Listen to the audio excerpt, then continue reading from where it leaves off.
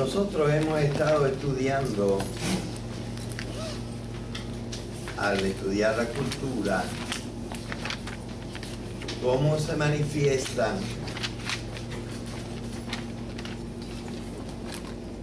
las fuerzas de la naturaleza en el hombre. Habíamos estudiado la naturaleza del hombre, habíamos visto que en la naturaleza del hombre existen tres facultades o funciones mentales superiores: el conocimiento, la conducta y los sentimientos, las emociones, pero que esas funciones mentales superiores en las diferentes culturas, en la acción del hombre, han dado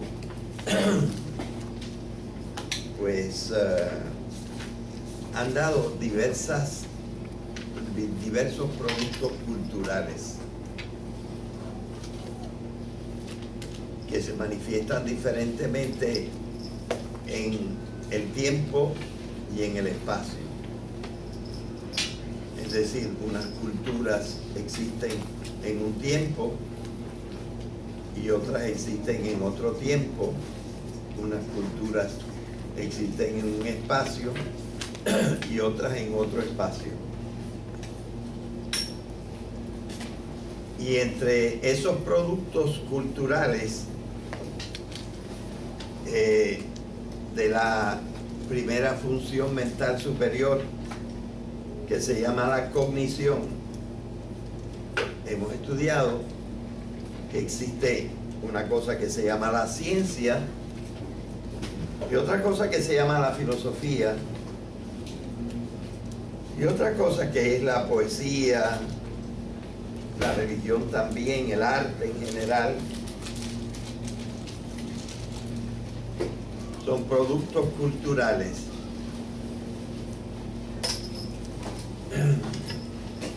Entonces, ya nosotros hemos examinado bastante la ciencia, bueno, un poquito la ciencia.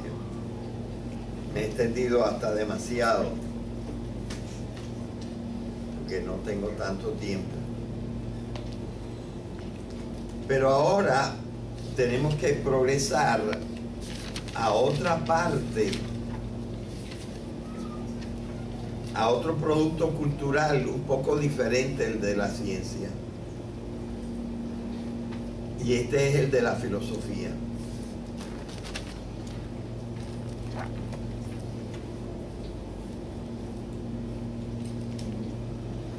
Y aquí en la filosofía tenemos que distinguir que una cosa es la filosofía en la antigüedad, un poco diferente es la filosofía en el medioevo, y otro poco es la filosofía en la modernidad, por ejemplo, si queremos dividirlo así.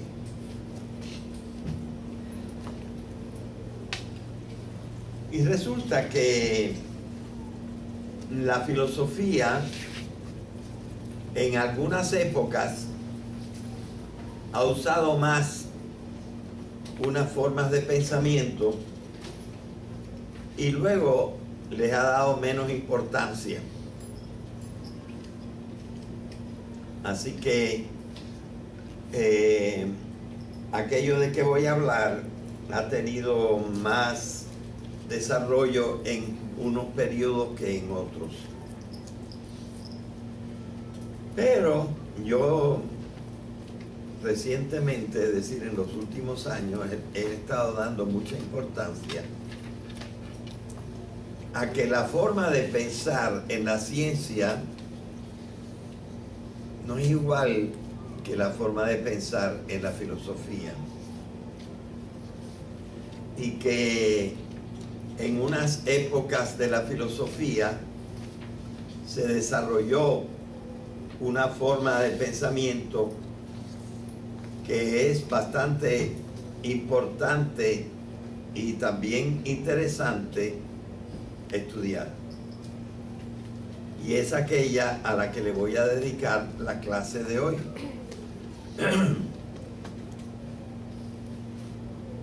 Nosotros hemos insistido mucho en que el pensamiento científico se concentra casi exclusivamente en el pensamiento unívoco. Y esto da cuenta de parte de su valor, porque el pensamiento unívoco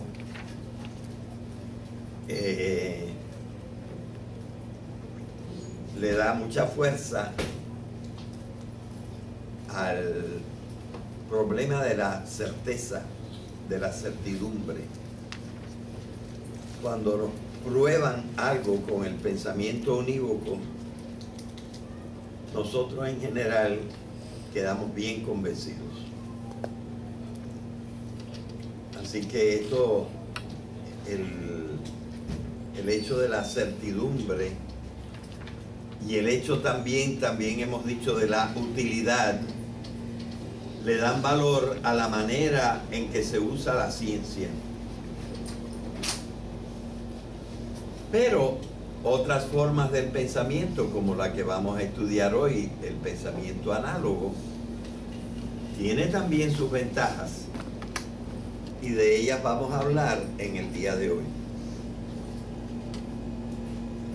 Este pensamiento análogo existió desde bastante antiguo. Ahora, el que le dio un mayor rigor al pensamiento análogo, creo que se puede decir sin duda que es el filósofo griego Aristóteles. Yo me he estado fijando en los últimos años en que de estos dos grandes filósofos que se disputan la primacía de la filosofía en Occidente, Platón y Aristóteles, Platón, como todo el mundo, insiste en el pensamiento unívoco y luego usa también bastante bien, digo perfectamente, muy bien, el pensamiento metafórico, hasta también en su forma radical, pensamiento mítico, que es una forma de pensamiento metafórico. Así que de las tres formas de pensamiento de las que yo suelo hablar, pensamiento unívoco, pensamiento análogo y pensamiento metafórico mítico, Platón prefiere usar el pensamiento unívoco y el pensamiento metafórico mítico, mientras que su discípulo Aristóteles usa como él el pensamiento unívoco, porque nadie puede vivir sin el pensamiento unívoco, pero prefiere el pensamiento análogo y casi no usa el pensamiento metafórico.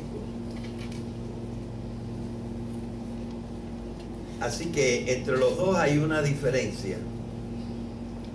Y eso hace que nosotros podamos decir que el verdadero sistematizador del pensamiento análogo sea Aristóteles.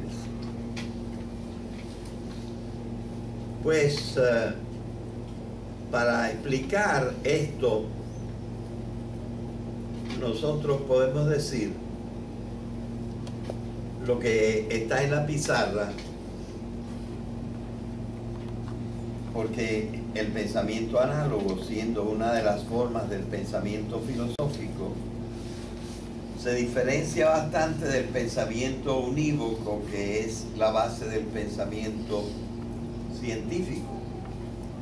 Y conviene observar la diferencia que hay entre uno y otro. Si lo que está dentro de esa elipse sería las formas de pensamiento o el pensamiento sobre el mundo, nosotros nos pudiéramos decir que el pensamiento unívoco se acerca mucho a los hechos y a las cosas, o si ustedes quieren, a las cosas y a los hechos. Y el pensamiento análogo y en general el pensamiento de la filosofía se acerca más a las teorías. Esas X que hay por ahí están simbolizando los conceptos con los cuales pensamos.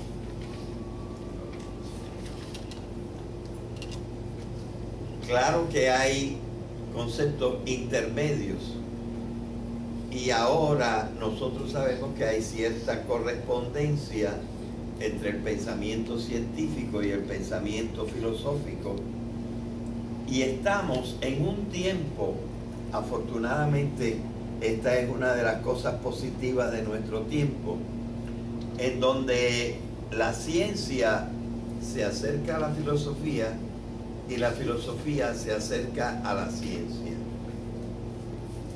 Sin embargo, no se toca demasiado el pensamiento análogo. Ustedes van a ver, sin embargo, en el día de hoy, que es importante usar el pensamiento análogo, y voy a tratar de desarrollarlo con un ejemplo. Parte del ejemplo va a usar dos conceptos de Aristóteles: el concepto de materia y el concepto de forma.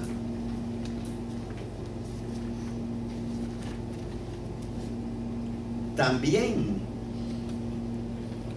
Platón usó el concepto de materia y el concepto de forma, pero yo diría que los usó unívocamente y metafóricamente, porque para Platón la materia era una especie de fango en que las almas caían y quedaban manchadas y quedaban obnubiladas, es decir, como teniendo una nube delante de los ojos que no los dejaba ver bien.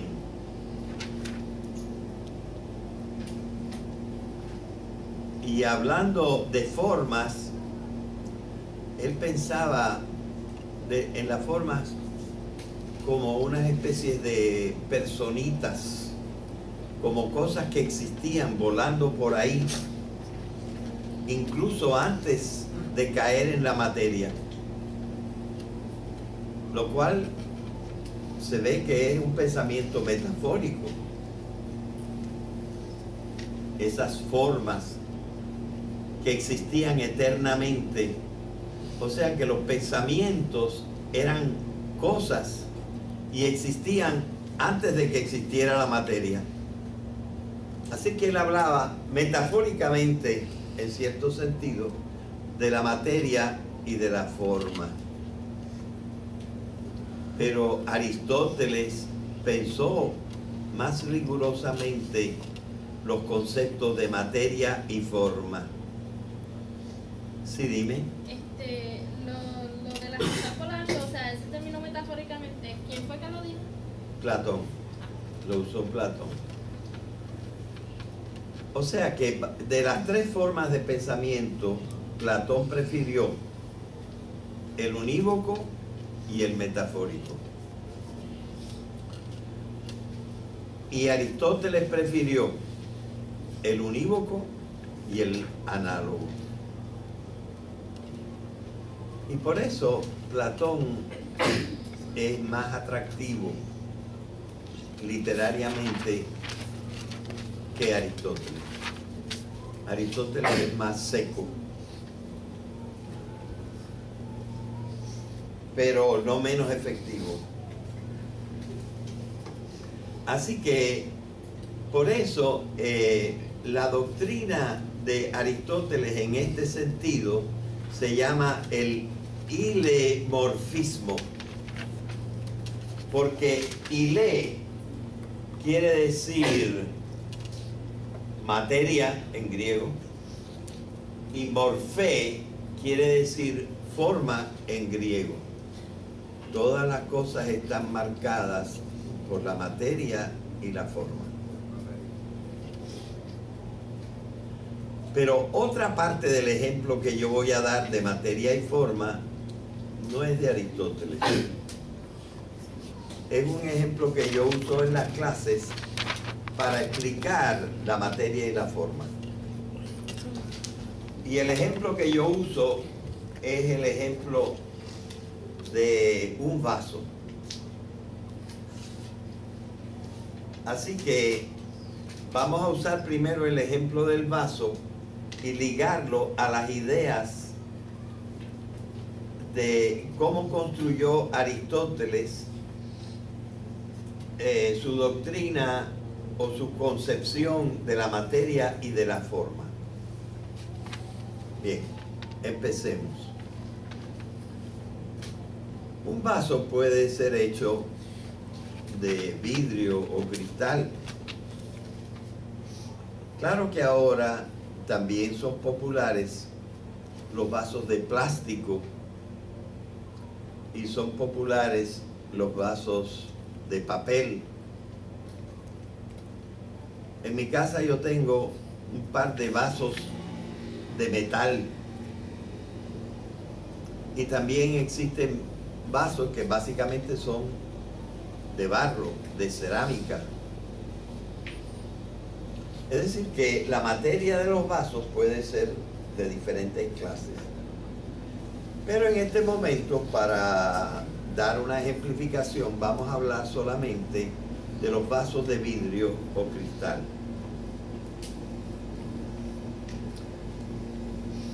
Ustedes saben probablemente cómo se hace el vidrio. Ordinariamente se saca el vidrio de la arena, porque la arena tiene un gran contenido de sílice.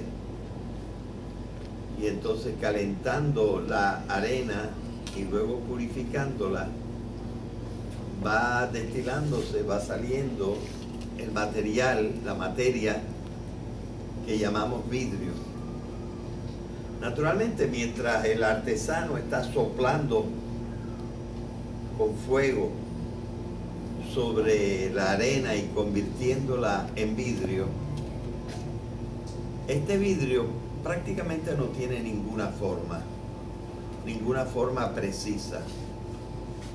Decimos que es informe, usando una palabra latina, o usando una palabra griega, decimos que es amorfa.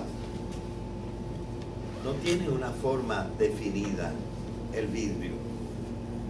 Es solamente una masa allí que adopta, mientras está fría, caliente, no adopta una forma fija. Y luego tiene una forma irregular que casi no merece el nombre de forma. Nos estamos refiriendo a lo que luego será la materia de un vaso, por ejemplo. Pero esa misma materia yo la podría convertir en un tubito, la podría convertir en un candelabro, la podría convertir en un plato, la podría convertir en una estatuilla y quién sabe cuántas otras formas yo le pudiera dar a esta materia. Pero este artesano quiso convertir esta materia en un vaso. Entonces eligió una forma. Esta forma prácticamente no la sacó de la naturaleza, porque la naturaleza no tiene muchos objetos que tengan forma de cono truncado, que es la forma que tiene el vaso ordinariamente. Lo sacó más bien de la geometría, algo inventado por el hombre,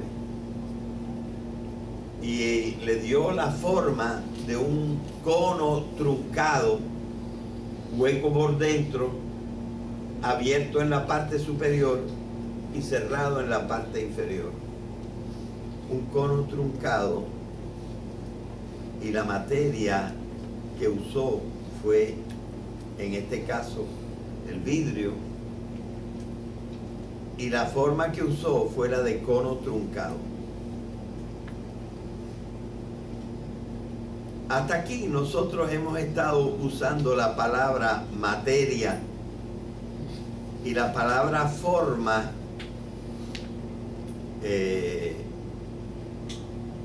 en un sentido unívoco, porque todas las cosas tienen materia y forma en este sentido, y ya sabemos lo que es la materia,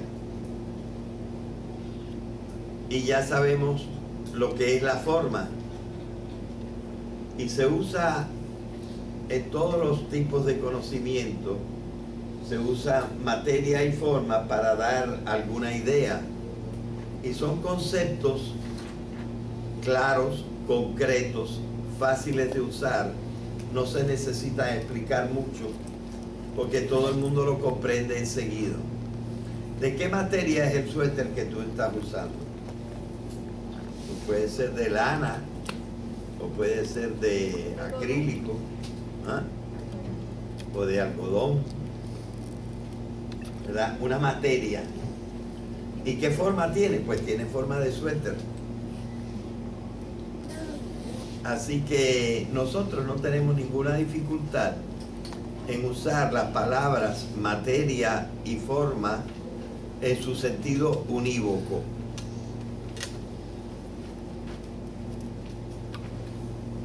Pero Aristóteles dijo, caramba, quizá yo pueda usar las palabras materia y forma para explicar todas las cosas, no solamente las cosas materiales, no solamente algunas de las cosas materiales. Quizá yo puedo explicarlo todo, ayudado de las palabras materia y forma. Y entonces probablemente si estaba pensando en algo así como un vaso, el ejemplo es mío, diría, ¿qué haría, qué hace que el vaso sea vaso? Como qué hace que un sobre sea un sobre. ¿Qué hace que una cajita sea una cajita?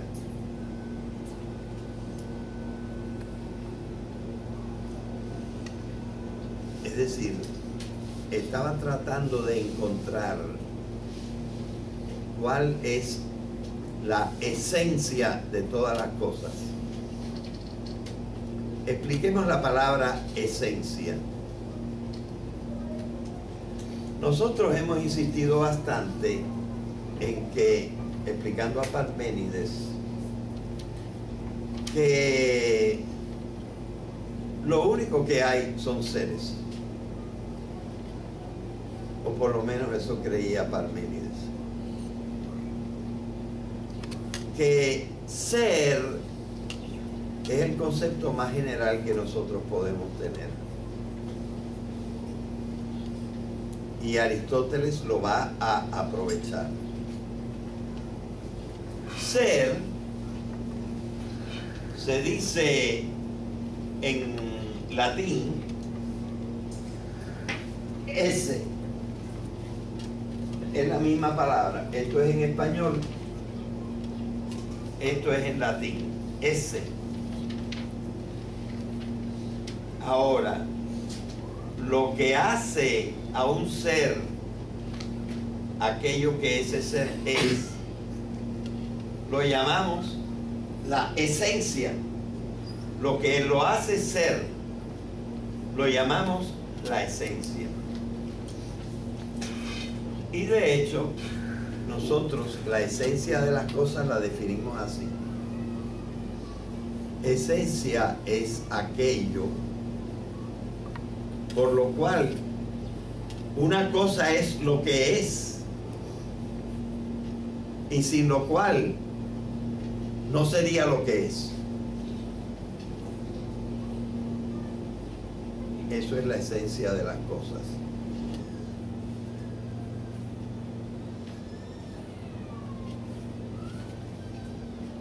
Así que nosotros de cada cosa podemos tratar de comprender su esencia.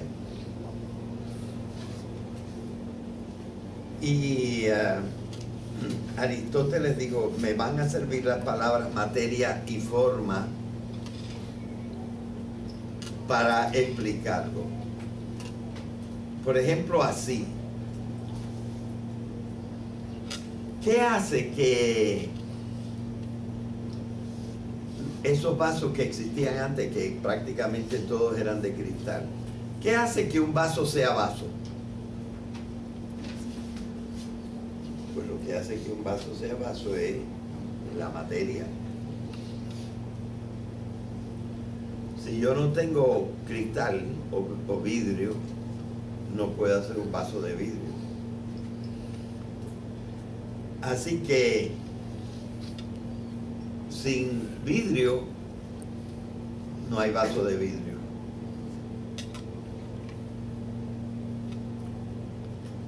Pero el vidrio solo, la materia de vidrio, no logra hacer un vaso. Para que el vidrio se convierta en vaso, necesita una forma. ¿Qué hace entonces la forma por el vaso? Lo que hace la forma es que el vaso sea una especie de objeto diferente de otras especies de objetos que pueden tener incluso la misma materia, como el candelabro, como el tubito, como una estatuilla, o como un vaso, o como un florero, o como un plato. La forma lo que hace es que sea de un tipo, de una clase, de una especie determinada. Así que la materia hace algo por el vaso y la forma hace algo diferente por el vaso. Ahora vamos a tratar de darle palabras filosóficas a eso que la materia y la forma hacen por el vaso. Pero antes de eso, déjenme decirles, hasta ahora yo he estado usando la palabra materia y la palabra forma en su sentido unívoco, el sentido que tiene también en el lenguaje ordinario. Y esta materia sé que se llama vidrio y esta forma sé que se llama cono truncado. Y son cosas concretas. Así que estoy usando la palabra materia y la palabra forma en un sentido unívoco, concreto. Pero ahora, de manera de poder entender en una forma más amplia, voy a usarlos comparativamente, análogamente.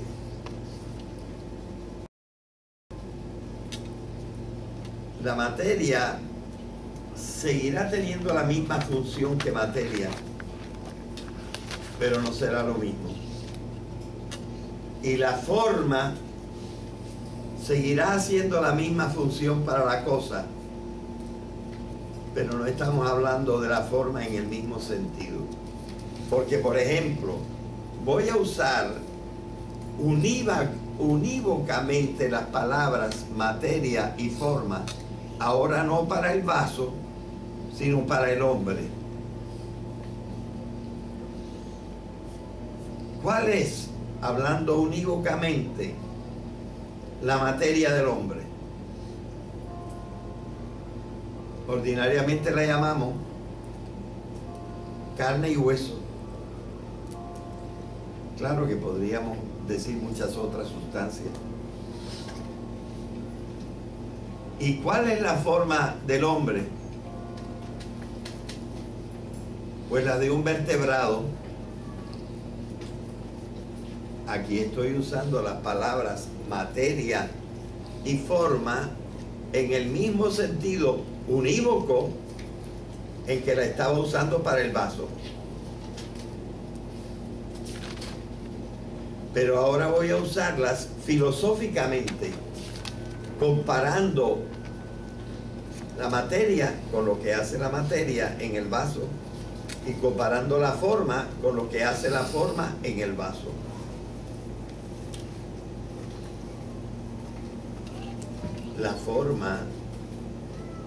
La materia lo que hace es que yo pueda hacer el vaso. Si no tengo materia, no puedo hacer el vaso. Poder hacer el vaso es tener la potencia. Potencia es la propiedad de poder. Así que lo que me da la materia para el vaso es la potencia de hacerlo, pero no por eso está hecho.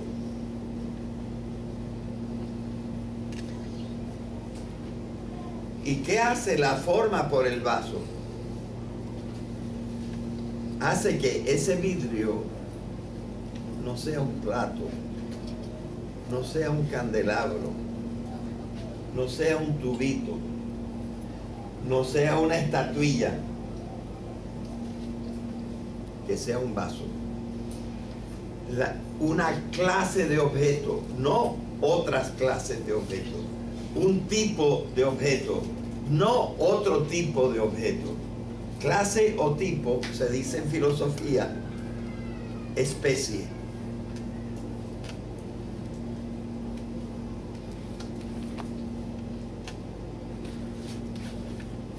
Y si yo no le doy esa forma, el vaso no existe verdaderamente. It doesn't exist really, actually. No existe efectivamente el vaso hasta que a la materia yo no le doy su forma específica. Y lo convierto en una especie de objeto distinto de otra especie de objeto.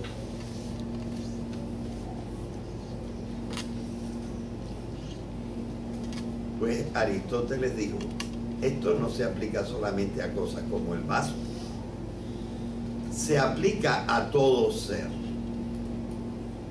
Yo puedo explicar un ser si identifico cuál es su materia y se identificó cuál es su forma, pero ahora no concretamente, sino comparativamente. Comparativamente se dice en filosofía análogamente, o también analógicamente.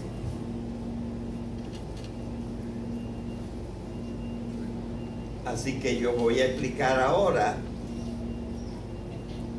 qué cosa es la materia y qué cosa es la forma, no solo para el vaso, sino para cualquier ser, identificando su esencia, lo que es, sin lo cual yo no podría decir que es eso.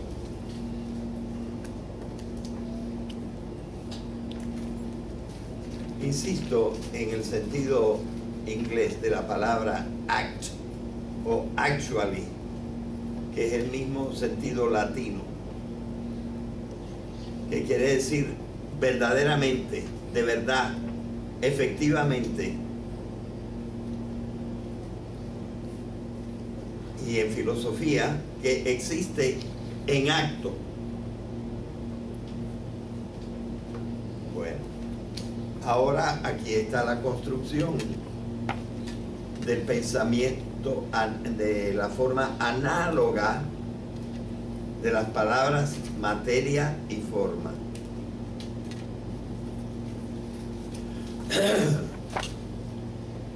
Diría Aristóteles, materia es aquel elemento de la esencia, es decir, de lo que la cosa es,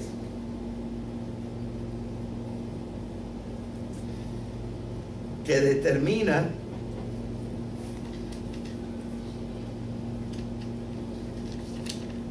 que la cosa pueda existir, determina la potencia de que la cosa exista.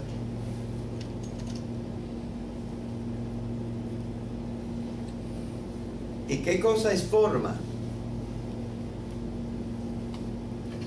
Es aquel elemento de la esencia de lo que la cosa es, que lo hace actualmente, efectivamente existir. Wirklich, como dicen los alemanes. Se obra, se actúa. Y entonces la cosa de veras existe. Se necesita algo para poder, y se necesita algo para que de veras exista. Para poder existir se necesita la potencia. Para existir de veras se necesita el acto. Así que ahora nosotros comprendemos que la esencia está constituida de dos elementos conceptuales: materia y forma. Y ahora podemos explicar qué cosa es análogamente una cosa. Análogamente una cosa es material o es materia porque le da la posibilidad o la potencia de existir.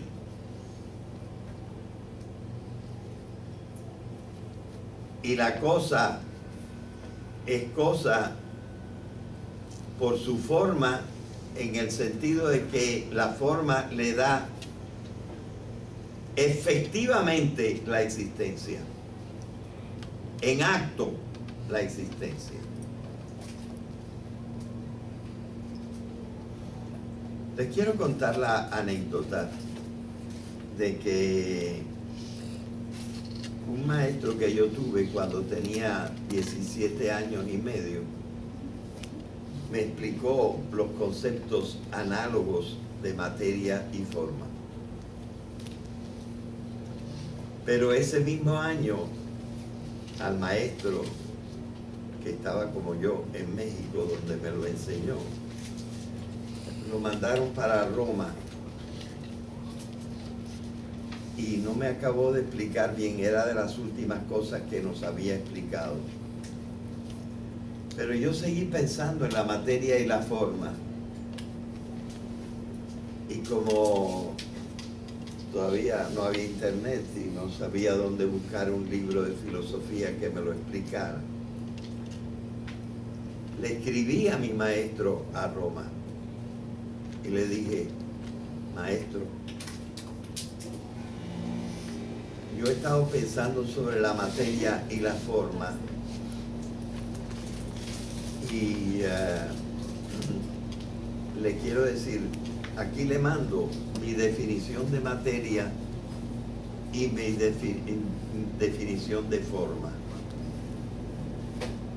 Y le escribí estas definiciones. Materia es aquel elemento de la esencia que determina la existencia genérica de algo.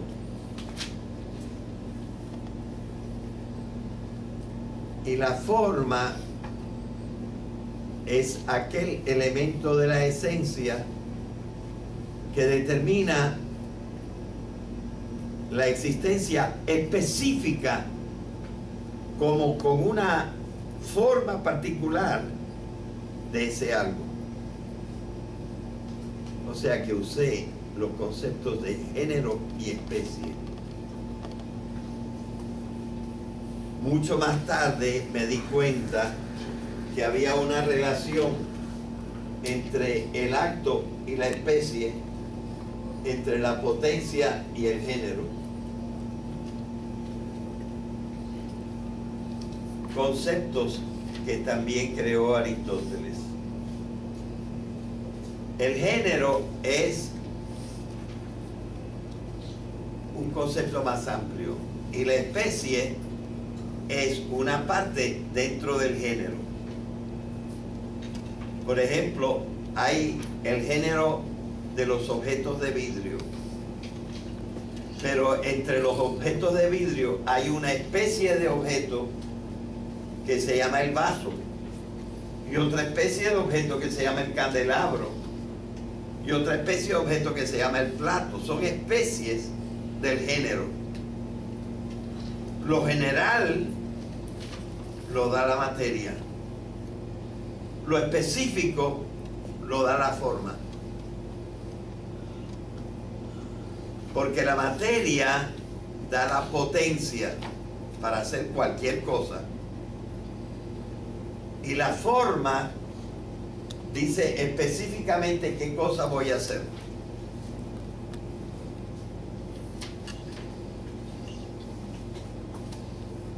Así que ustedes ven que nosotros vamos construyendo un mundo ideal.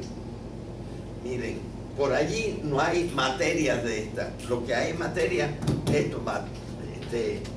plástico, madera, metal.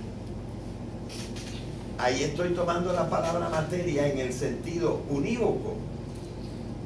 Y eso existe, está aquí, lo toco. Pero la materia en el sentido de la potencia, eso no está en ninguna parte. Pero me hace comprender. Estoy usando pensamientos análogos, sacados de lo que siempre vemos por los sentidos, que son las cosas unívocamente vistas. Pero entonces yo me he elevado por la abstracción para entender que toda cosa está hecha de materia y forma y que lo puedo aplicar hasta a los mismos conceptos. Es decir, es un arma poderosa, el concepto análogo, que me hace ver por dentro la parte esencial de las cosas. No me estoy refiriendo a algo que veo, pero algo que puedo pensar y que me ordena la cabeza, como los conceptos análogos de materia y forma. ¿Ven? La poderosa herramienta que nos ha dado Aristóteles. Y estos son nada más 2 o 3 ejemplos. Acto y potencia, o género y especie, y todavía se pueden seguir multiplicando estos conceptos análogos aplicables a todos los seres. Y entonces, por ejemplo, yo puedo definir al hombre en una forma que no sea unívoca. Unívocamente, la materia del hombre es carne y hueso. La forma del hombre es de cuadrúpedo o de vertebrado. Análogamente, la materia del hombre es que pertenece al género animal. Puede haber hombre porque hay animales. Y la forma del hombre, es decir, lo que lo hace específicamente ser hombre y no ser cerdito o roedor o mono, lo que lo hace específicamente y en acto ser hombre y no ser otra cosa es su conciencia. O dicho metafóricamente, su alma.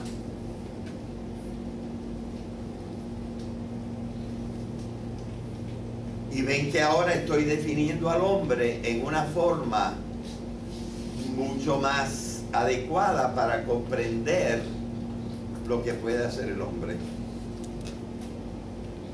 Y así se han ido desarrollando ciertos conceptos filosóficos gracias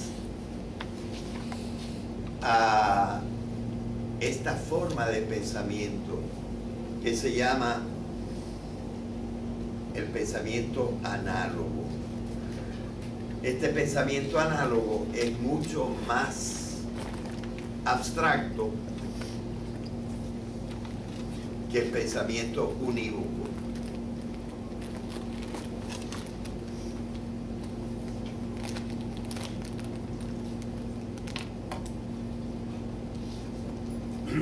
Miren, el pensamiento unívoco ya es abstracto. Por ejemplo, yo puedo decir animal. Pero animal no la define a ella completamente, ¿verdad? Define algún aspecto de ella, y un aspecto esencial, porque forma parte de la esencia. Si ella no fuera animal, no podría ser ella. Así que la palabra animal aplicada a ella es un concepto unívoco, ¿verdad? Y entonces yo puedo decir que ella es un animal. El animal es unívoco. ¿Cómo es tu nombre? Valeria. Valeria es algo bien concreto. Animal es ya un poco abstracto, pero es abstracto aplicado a algo concreto. Y es un pensamiento que podemos llamar unívoco, ¿verdad? Pero cuando nosotros vamos a explicar, por ejemplo, la palabra materia, también yo podría decir, esto es materia. Y yo estoy abstrayendo más, está más lejos de la cosa concreta. El pensamiento análogo es más abstracto, más elevado. Si ustedes quieren, menos real en el sentido en que estos conceptos no son cosas. Mientras que cuando yo digo animal, sí es una cosa, pero está más cerca de Valeria que si digo materia y forma, ¿verdad? De manera que, aunque sean conceptos de algo que no podemos tocar ni ver, ni que sean cosas, son conceptos que nos pueden, en nuestro pensamiento, ordenar nuestra idea del mundo. Y le debemos a Aristóteles el haber estructurado la concepción del pensamiento análogo. Pero hay otros pensamientos análogos como este. Finalidad.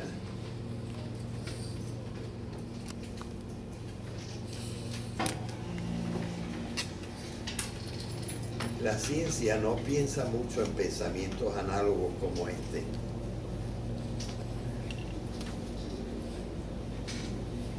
Y, por ejemplo, entonces no puede responder a esta pregunta. ¿Para qué existe el hombre? Porque ¿para qué? Se refiere a la finalidad.